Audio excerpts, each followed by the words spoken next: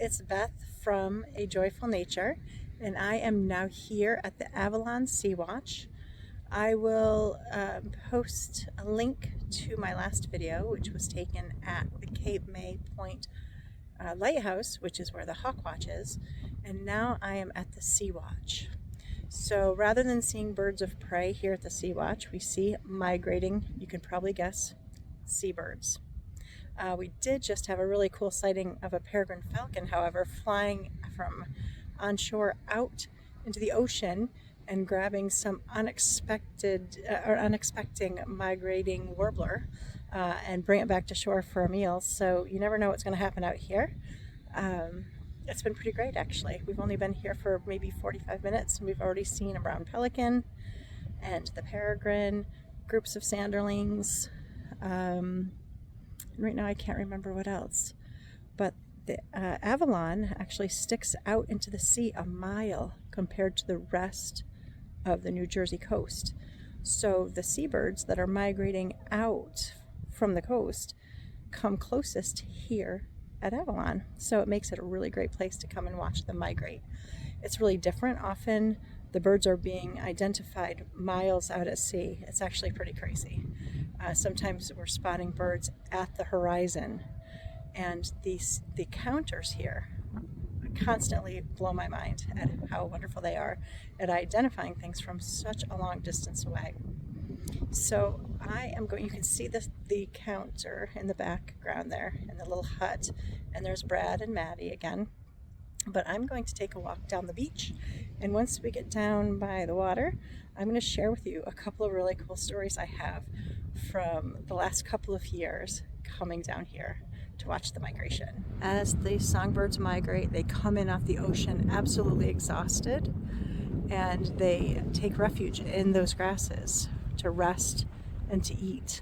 And you can only imagine here how important it is to hide from predators like the falcons and the sharp-shinned hawks and the Cooper's hawks that might be passing through.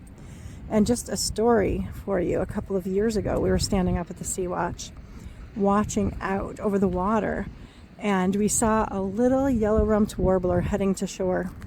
So we watched him, and we're all rooting for him, right? He's flying over all this sand, trying to get to the dunes behind us. And as he's flying, he's losing elevation, just slowly coming down and down and down. But it looks like he's going to make it. He is, no kidding, like 15 feet from us, and bam, out of nowhere, a merlin comes in and grabs him out of the air. We were all like, oh no.